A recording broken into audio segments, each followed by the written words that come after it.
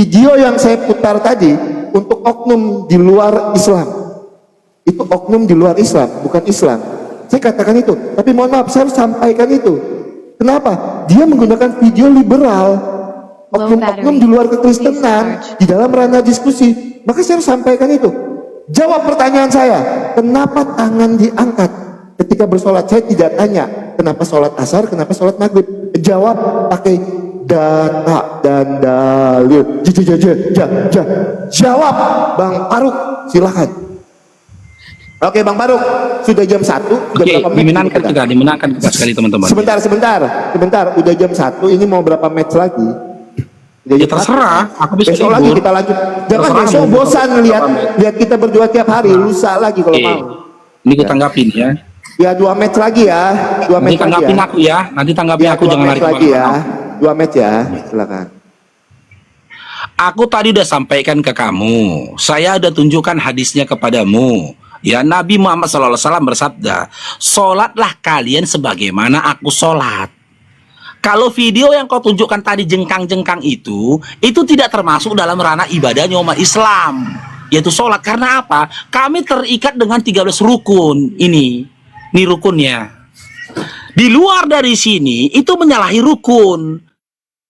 Jika menyalahi rukun itu dinyatakan batal sholatnya jika itu sholat. Ini dalilnya nih, panjang ini di. Oke. Nih, yang pertama, tengok ini 13 rukunnya.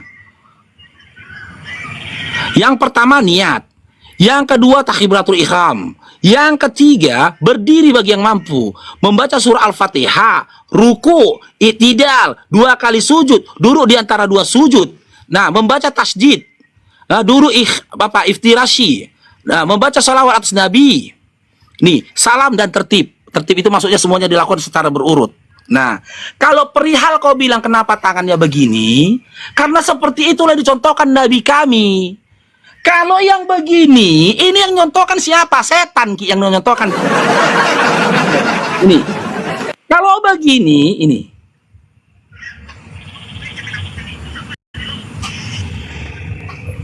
Akhiri ibadah dengan penuh syukur. Nah, kalau begini, yang begini yang nyalakan siapa ini? Yang ngajari siapa ini? Ini yang ngajari siapa? Ini yang ngajari siapa ini?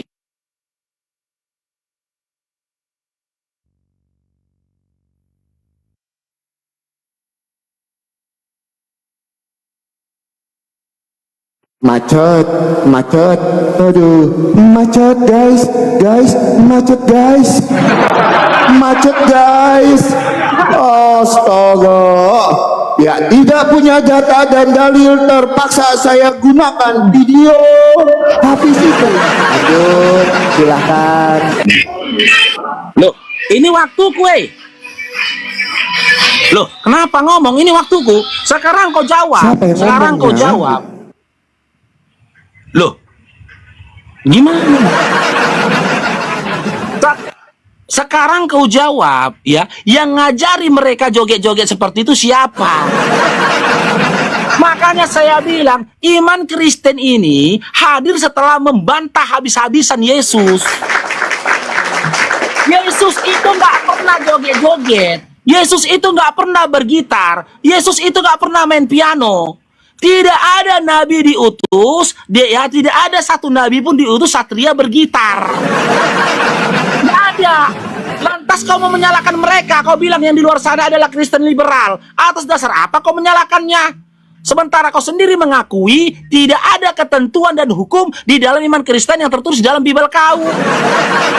Kalau pula kau menyalahkan orang-orang Kristen di luar sana karena nggak sesuai dengan hawa nafsumu, tidak sesuai dengan keinginanmu, malu kau mengakui di sini, kau bilang itu liberal. Kalau video tadi bisa kubantah, itu bukan sholat. Karena apa? Karena mereka menyalahi rukun. Kau dengan apa kau bantah? Dengan congormu saja mengatakan bahwasanya mereka itu Kristen liberal. Tidak ada data yang kau sampaikan. Di mana rupanya Yesus ngajarin kalian nyanyi-nyanyi, joget-joget? Siapa yang ngajarin? Jelas di dalam Matius 26 nomor 39, Yesus itu beribadah 3 kali, itu dalam kondisi sujud semua. Nggak ada yang jengkang-jengkang kayak setan kayak gitu. Makanya saya bilang, kalau kau mau menyalahkan saudaramu Kristen, kau pakai data. Kalau kau mau menyalahkan pendeta di Jerman yang mengawini laki-laki sama laki-laki, perempuan sama perempuan, kau pakai data. Di mana Yesus melarang laki-laki sama laki kawin, perempuan sama perempuan kawin? Di mana? Ngarang aja. Kau minta data, aku sudah tunjukkan datanya kepadamu. Itulah penjelasan dari ke-13 rukun tadi. Kalau masalah mengangkat tangan takbiratul ihram, itu adalah masuk ke dalam rukun yang disebut takbiratul ihram. Yang masuk ke dalam rukunnya adalah perkataan Allahu Akbar, bukan angkat tangannya. Kenapa? Yang masuk ke dalam wajib itu tadi, itu takbirnya, bukan angkat tangannya. Kenapa? Tak semua manusia punya tangan. Bisa saja manusia itu pada saat itu cacat. Dia tidak punya tangan. Nah sekarang saya tanya, ya, siapa yang melarang kalian, siapa yang ngajari kalian joget-joget bikin band di gereja? Karena Yesus nggak pernah bikin boy band.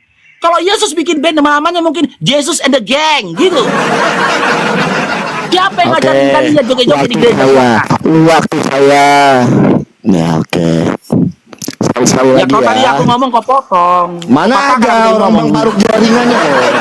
Itu. Oke. Ya teman-teman, silakan diterima Bang Paruk. Ya teman-teman ya, kalau Kristen ditanya, Alkitab menjawab. Kalau Paruk ditanya, detik.com dan ChatGPT yang menjawab. Pertama, Bang Paruk, saya mau jawab dulu. Bang Paruk, oke. Imamat 18, kenapa saya katakan itu adalah kelakuan oknum-oknum di luar kekristenan? Imamat 18 ayat 22. Janganlah engkau tidur dengan laki-laki secara orang bersetubuh dengan perempuan, karena itu suatu kekejian. Makanya saya sampaikan, Bang Paruk Sianipar, Bang Paruk bertanya, Alkitab menjawab, Oki bertanya, ChatGPT dan detik.com yang menjawab. Memang sangat disayangkan ya saudaraku. Oke, pertanyaan kedua. Terima kasih teman-teman. Sebentar. Waktu saya, jangan kejang-kejang, wajahnya mana? Oke, teman-teman, sebentar. Oke, teman-teman, sebentar. Saya mau tanya. Oke, Mazmur 150 ayat keempat. Pujilah dia dengan rebana dan tari-tarian. Pujilah dia dengan permainan, kecapi dan seruling. Selamat datang di kebenaran. Paruk, data saya bukan detik.com, bukan ChatGPT.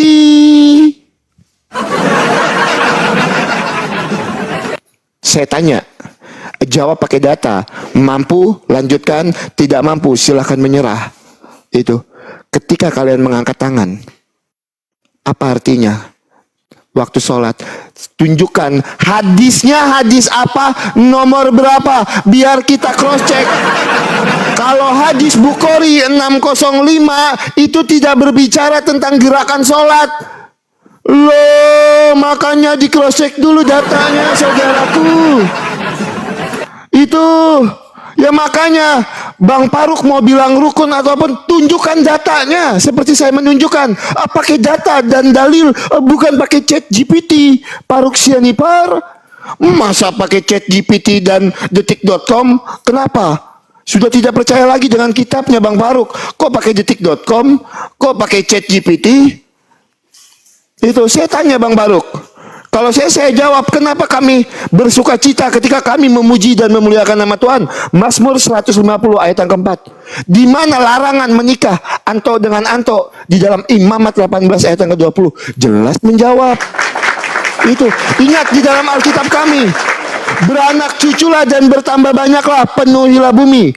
Apakah anto dengan anto bisa beranak cucu? Oh jelas tidak. Itu yang bisa beranak cucu itu laki-laki dengan perempuan. Jadi tidak pernah Tuhan kami mengajarkan kami menikah laki-laki dengan laki-laki. Oh mohon maaf, tunjukkan saya datanya di dalam Alkitab. Maka saya sampaikan pendeta liberal yang menikahkan sesama jenis. Itu di luar kekristenan. Karena saya punya data dan dalil untuk membantai itu semua.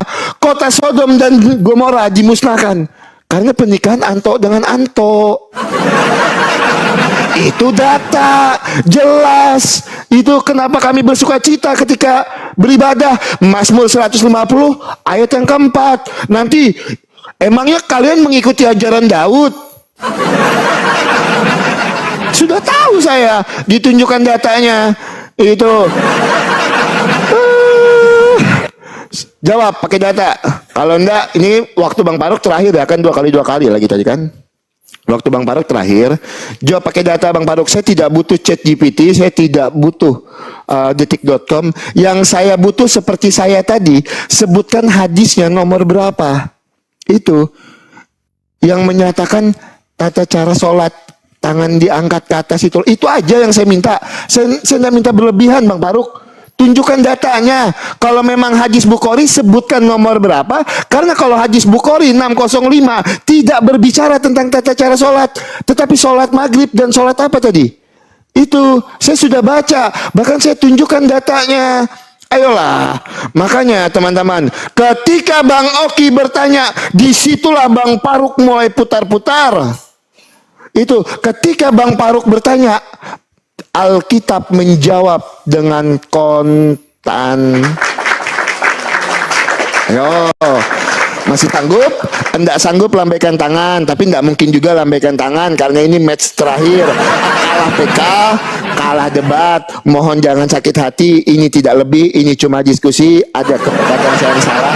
Saya minta maaf dengan Bang Faruk Sianipar karena ini waktu terakhir Bang Faruk, saya sudah tidak bisa menanggapi lagi setelah itu, ya. Itu. Tadi yang mikrofon. Jangan panik, mikrofonnya hidupin dulu mikrofon. Ya, ini giliran aku kan yang terakhir ya, sebentar. kan. Silakan. Pegangan, Sebentar dulu.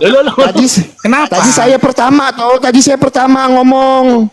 Ingat. Iya. Jadi aku nggak ada kesempatan ngomong lagi. Iya, berarti kau 10 menit Bang Faruk, habis itu saya tanggapi 5 menit. Silakan 10 menit Bang Faruk, waktunya 2 match. Saya 5 menit terakhir ya. Nanti. Iya, 2 match silahkan. Jangan kejang-kejang ya. Tolong silahkan. Makanya saya bilang teman-teman, ya, iman mereka ini dibangun atas dasar tipu-tipuan. Ketika kita menanyakan dalil ketika dia bernyanyi-nyanyi dan ngeband, lompat dia ke Daud. Tapi dia bilang, apa arti Kristen Oki? Pengikut Kristus, Yesus. Lompat dia ke Daud. Bahkan kalau di Bibelnya ada tertulis tukang parkir nyanyi-nyanyi, tukang parkir itu dibikin dia jadi. Itulah luar biasanya mereka ini. Gitu loh. Gak ada apa pula urusannya Daud dengan Kristen. Apa urusannya Daud dengan Kristen? Daud nyampaikan ajaran Kristen rupanya. Kasih satu ayat di dalam Bible, di dalam kitab Mazmur, di mana Daud mengajarkan untuk nyembah kepada Yesus, di mana? Tidak ada. Nipu aja kalian semua, coba ayat. Gak ada urusannya kitab Daud, kitab Mazmur itu dengan Kristen itu gak ada urusannya. Lah sabar dulu lah kok kejar ya. Kayak gitu kau Ki. Hah?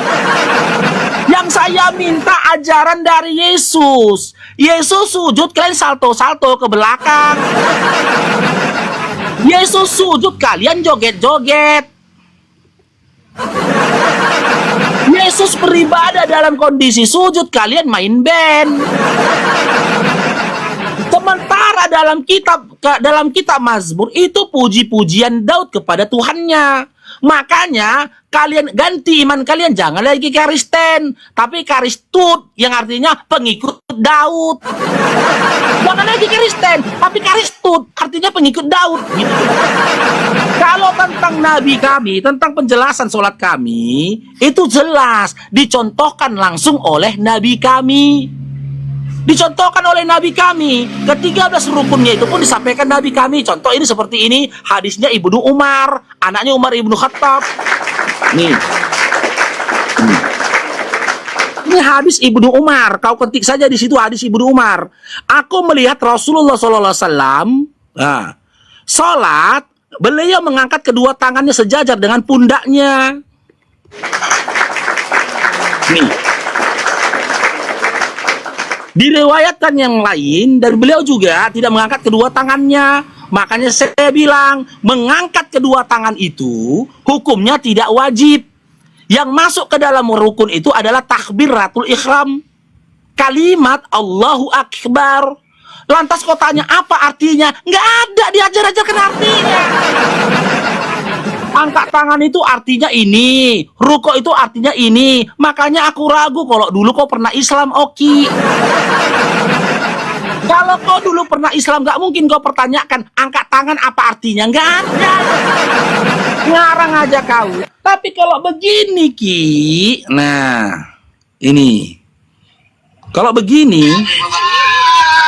artinya apa? Siapa yang ngajarin ini? Ini. Artinya apa? Siapa yang ngajarin ini? Hah? Siapa yang ngajarin ini, Ki? Hah? Ini siapa yang ngajarin ini? Coba. Ngajari siapa nyontohkan? Nggak ada yang nyontohkan. Makanya saya bilang teman-teman, kalau kita tanya kepada mereka, mereka ikut-ikutan gitu loh. Kita tanya dalil tentang bernyanyi-nyanyi, berjoget-joget, desa kasih kitab Mazmur. Sementara di dalam kitab Mazmur, nggak pernah Daud itu menyatakan dirinya joget-joget kerasukan kayak Karisten. Nggak ada. Ya. Yang kedua, ya mereka comot-comot gitu loh. Seperti mereka mengatakan Yesus itu anak Allah. Itu perkataannya setan. Di dalam kitab Lukas 4 dan Matius 4, iblis yang mengatakan itu pertama kali. Jika engkau anak Allah, jatuhkanlah dirimu dari atas bait Allah. Niscaya Tuhanmu, Tuhan Allah akan menurunkan malaikatnya menopang tubuhmu supaya kakimu tidak terantuk ke tanah. Siapa yang pertama kali mengatakan Yesus anak Allah? Setan. Lalu perkataan setan diteruskan oleh Kristen. Mereka mengatakan Yesus anak Allah. Sementara perkataan Yesus sendiri tak pernah mengatakan aku adalah anak Allah. Yang kedua, ya kita ambil pelajaran dari situ. Ketika iblis menginginkan kecelakaan bagi diri Yesus, supaya dia menjatuhkan dirinya ke tanah. Iblis yakin akan terjadi kebinasan atas diri Yesus. Dan benarlah dikatakan Yesus dalam Yohanes 8 nomor 44. Dimulai dari nomor 40. Ini kita buka datanya. Yohanes 8 nomor 40 sampai 44. Panjang kali. Dimulai dulu. Waktu. Jangan mau dipanjang-panjangkan. Teman-teman yang terakhir. Ini match terakhir menangkan aku teman-teman. Ya menang aku PK-nya.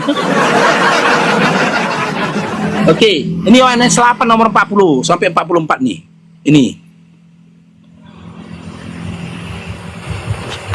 Ini datanya ini. Yohanes 8 nomor 40 sampai 44. Tetapi yang kamu kerjakan ialah berusaha membunuh aku. Aku seorang yang mengatakan kebenaran kepadamu, yaitu kebenaran yang kudengar dari Allah. Pekerjaan yang demikian tidak dikerjakan oleh Abraham. Kamu mengerjakan pekerjaan bapakmu sendiri. Jawab mereka. Ini disindir Yesus ya, disindir. Yesus Tuhanmu disindir, nggak ada harga dirinya di depan Bani Israel. Tengok ini. Jawab mereka. Kami tidak dilahirkan dari zina, katanya, disindir Yesus. Bapak kami satu, itu Allah. Kata Yesus kepada mereka, jikalau Allah adalah Bapakmu, kamu akan mengasihi aku, sebab aku keluar dan datang dari Allah, dan aku datang bukan atas kehendakku sendiri, melainkan Dialah yang mengutus aku. Apakah sebabnya kamu tidak mengerti bahasaku? Sebab kamu tidak dapat menangkap firmanku. Iblislah yang menjadi bapakmu, dan kamu melakukan keinginan bapakmu. Ya, bapakmu, ia adalah pembunuh manusia sejak semula dan tidak hidup dalam kebenaran. Sebab dia dalam tidak ada kebenaran. Apabila ia berkata, ia berdusta. Ini mirip aja sama Oten ya, mirip sama Oten. Berkata dusta. Ia berkata atas kehendaknya sendiri, sebab ia adalah pendusta dan bapak segala dusta. Jadi jelas, berdasarkan Lukas 4 nomor 4, ya, Yohanes 8 nomor 40 sampai 44, ya, yang menginginkan kebinasan atas diri Yesus, yang menginginkan kematian atas diri Yesus, yang menginginkan membunuh Yesus adalah iblis. Dan teman-teman Kristen menyatakan, mewujudkan keinginannya iblis. Apa? Dengan percaya bahwasanya Yesus mati di kayu salib dalam kondisi terkutuk. Kalau kau percaya tentang kebinasaan diri Yesus, pembunuhan Yesus, maka iblislah yang menjadi bapakmu, Oki. Kalau kita bertanya tentang hukum kawin, kau comot perkataan-perkataan dari kitab Yahudi. Kita bertanya tentang tata cara peribadatan kalian yang joget-joget, kau comot perkataan-perkataan Daud di dalam kitab Mazmur. Bahkan perkataan setan pun kau ambil. Malulah kalian sikit. Gitu loh. Makanya kau nggak punya dasar, kau nggak punya dalil mengatakan orang-orang Kristen di luar sana yang menikahi laki-laki sama laki-laki, perempuan dengan perempuan dengan perkataan liberal. Karena kau tidak punya dalil dan juga hukum untuk menyalahkan mereka. Tidak ada, gitu loh. Karena kalian terimalah kenyataan, Ki. Ya, kalian terima kenyataannya, Ki. Yesus itu tidak pernah mengajarkan sakramen kawin, ritual kawin. Yahudi itu punya ritual kawin, Ki. Di sudut bumi manapun Yahudi sama ritual kawinnya, yang masuk ke dalam rukunnya mereka. Satu-satunya yang katanya agama yang tidak punya rukun kawin, bebas tata cara perkawinannya adalah Kristen. Adalah Kristen. Yang kedua, ya, karena ini terakhir ku flashback. Kesibukan laki-laki Kristen adalah mengecek-ngecek perawan anak gadis orang, bilangan 31 nomor 17 sampai 18. Ajaran apa itu, Ki? Ajaran apa? Dari awal sampai sekarang sedikit pun kau tidak bisa membantahku. Data yang kau kasih pun data yang ngawur, gitu loh. Data yang tidak nyambung dengan apa yang ku pertanyakan kepadamu, Ki. Apalagi perihal tentang perkawinan. Berkali-kali ku katakan kepadamu, Imamat 18:7 itu larangan kau untuk membuka aurat mamakmu. Kalau Yesus tidak membuka aurat mamaknya ketika nenen, gimana caranya dia nenen? Dia harus disingkapnya aurat mamaknya kayak gini, Ki, biar bisa nenen dia. Kalau nggak bisa nenen dia. Makanya yang kutanya bukan larangan menyingkap aurat, tapi perkawinan. Kalau sudah kau kawini mamakmu, jangankan menyingkap auratnya, mengobok-oboknya pun boleh berarti. Oke, waktu saya. Ya, saya minta teman-teman Kristen kencengin tap-tap layarnya. Ayo, silakan. Harusnya sekalian bilang singanya Ya. singa. Nggak usah diminta, nanti juga keluar singa itu teman-teman Kristen itu. Oh, Baik. betul-betul. Itu. Oke. Bang Baruk, diterima, silakan Bang Baruk, kencengin. Minum bodrek habis ini ya. Laki-laki oten itu apa Bang Baruk? Ini dia, Bang Baruk. Kesibukan para lelaki nanti di dalam surga adalah, malu saya ceritakan ini. Mau terus?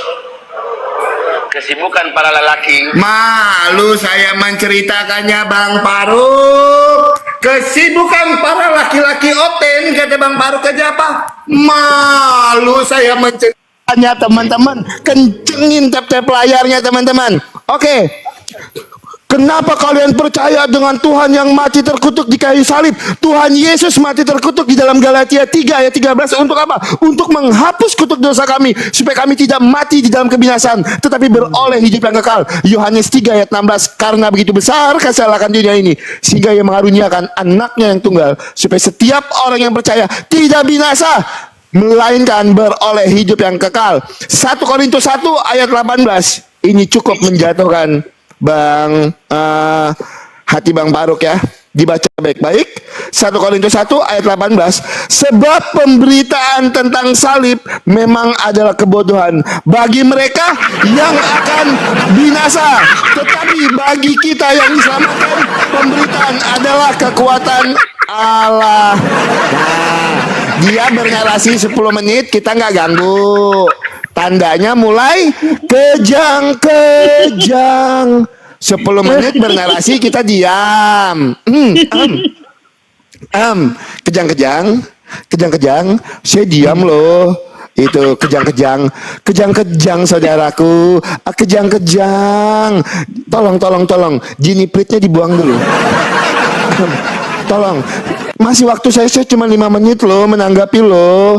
Itu ya benar, Tuhan kami mati terkutuk di dalam Galatia 3 ayat 13 supaya apa? Supaya kami tidak mati dalam kebinasaan, tetapi beroleh hidup yang kekal. Teman-teman, live malam ini teman-teman bisa menyaksikan ya. Mana yang bersumber pakai data, mana yang bersumber pakai asumsi, ChatGPT, pakai AI, pakai detik.com. Alkitab tidak butuh support dan dukungan dari ChatGPT, dari detik.com, dari AI. Alkitab sanggup menjawab pertanyaan-pertanyaan Bang Faruk. Kenapa? Alkitab kami sempurna. Yang saya tanya dengan Bang Faruk tadi, mana perintah Allah tadi ketika sholat mengangkat tangan ke atas? Dijawab pakai apa?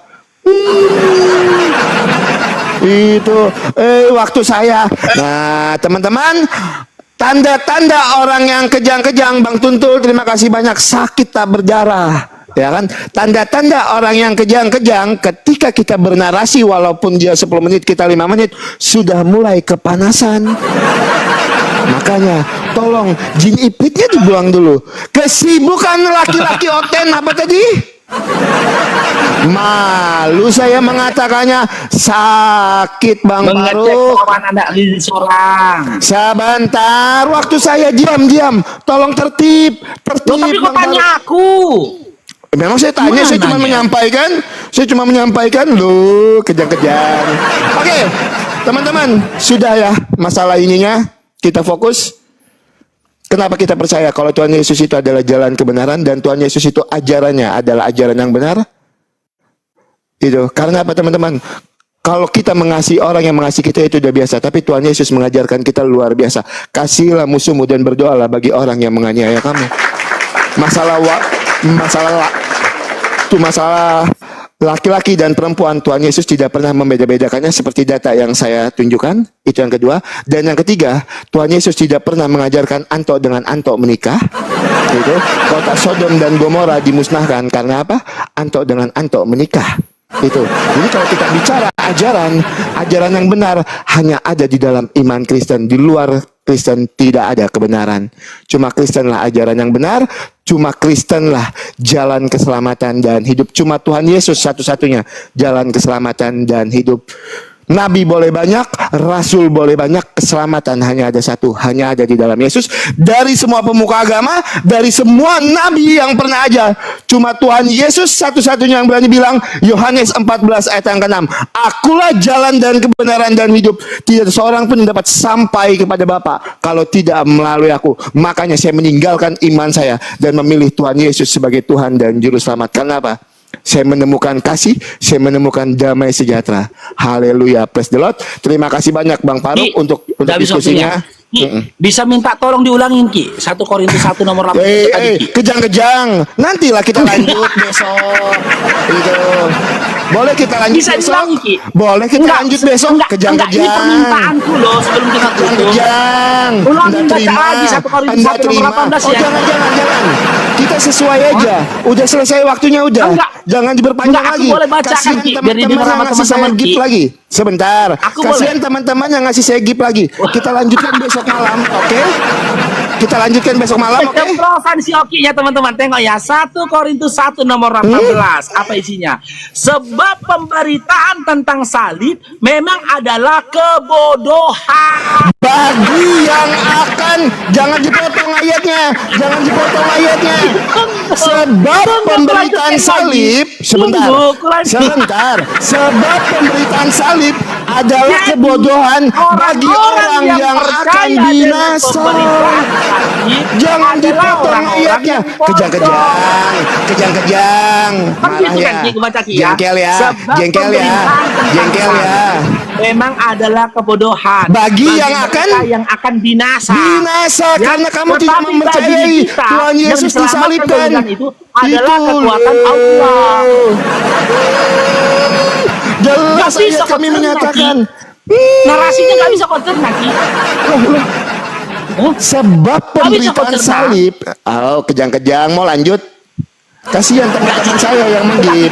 Kita titokan gimana? Sebentar, Kalau jangan kita titokan, 5 saya menit. malas. Besok kita lanjut titokan besok 5 malam. menit. Besok malam kita lanjut, oke? Oke? Besok malam kita lanjut, oke?